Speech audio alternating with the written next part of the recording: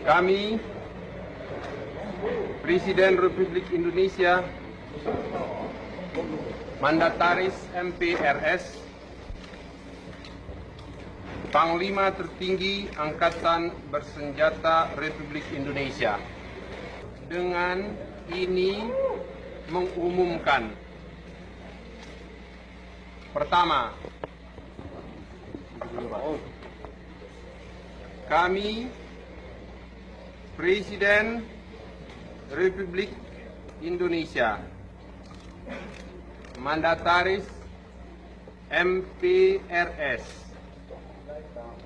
Panglima Tertinggi Angkatan Bersenjata Republik Indonesia, terhitung mulai hari ini menyerahkan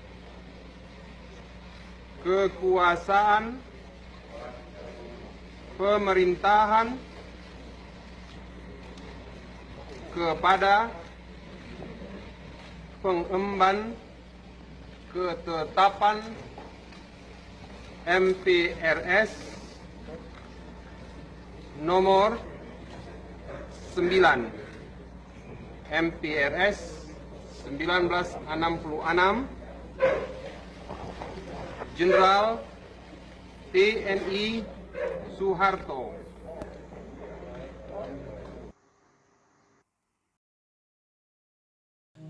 Assalamualaikum warahmatullahi wabarakatuh.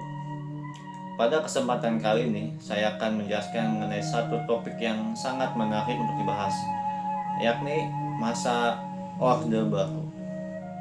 Dan seperti yang kita sama-sama ketahui bahwasannya, bangsa Indonesia mengalami banyak sekali perubahan dari segi kepemimpinan.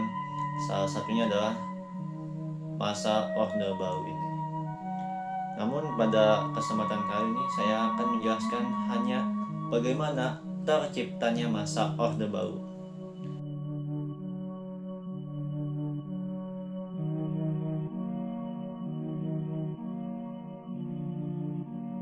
Pada akhir masa Orde Lama, Indonesia mengalami banyak sekali ketimpangan ekonomi dan politik. Bahkan pada tahun 1966, angka inflasi mencapai 600%.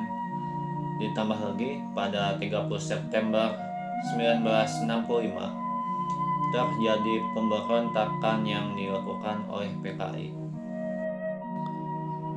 Latar belakang lahirnya Orde Baru juga tak lepas dari persaingan antara tiga parpol besar saat itu, yakni Partai Komunis Indonesia atau PKI, Partai Masyumi, dan Partai NU.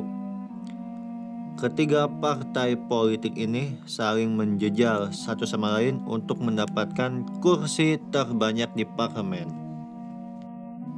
Tak hanya itu, Presiden Soekarno juga memutuskan untuk mengganti sistem parlemen dengan demokrasi terpimpin. Perubahan tersebut membuat ABRI dan PKI terlibat dalam konflik yang sengit. Puncaknya, setelah peristiwa gerakan 30 September 1965, Presiden Soekarno dituntut untuk menghukum para pelaku. Namun, Presiden Soekarno sama sekali tidak melakukan tindakan apapun. Kemudian, hadirnya Tritora juga menjadi penyebab lemahnya pemerintahan Soekarno. Tritora atau TRI, tuntutan rakyat, merupakan sebuah ide perjuangan yang dibuat oleh Angkatan ke-66 KAMI atau Kesatuan Aksi Mahasiswa Indonesia.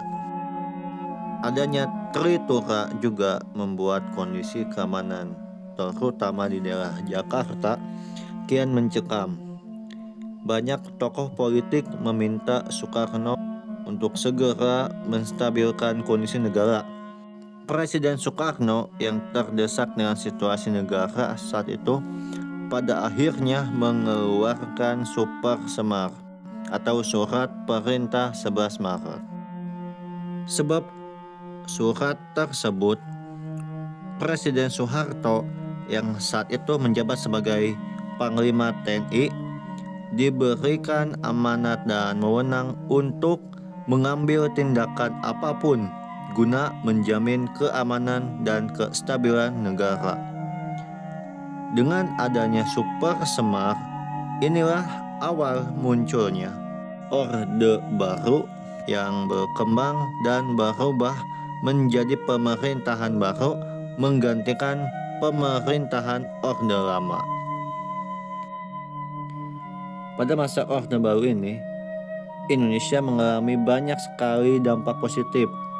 Salah satunya adalah adanya program swasembada beras bagi petani, kemudian puskesmas hampir semua wilayah Indonesia, dan adanya politik yang lebih stabil, dan terakhir terbentuknya organisasi ASEAN.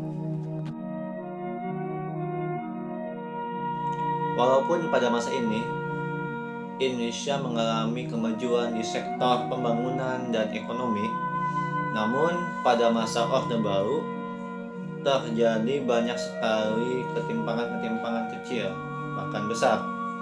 Salah satunya adalah politik yang tidak stabil, masuknya pengaruh yang buruk di sektor pemerintahan, korupsi, dan pemerintahan yang bersikap otoriter kepada rakyatnya.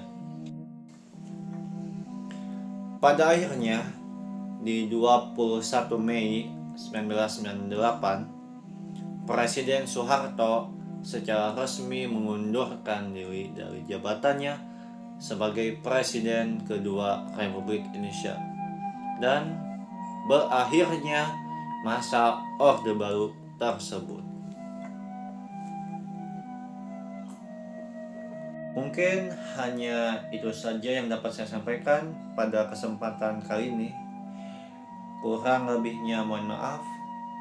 Wassalamualaikum warahmatullahi wabarakatuh.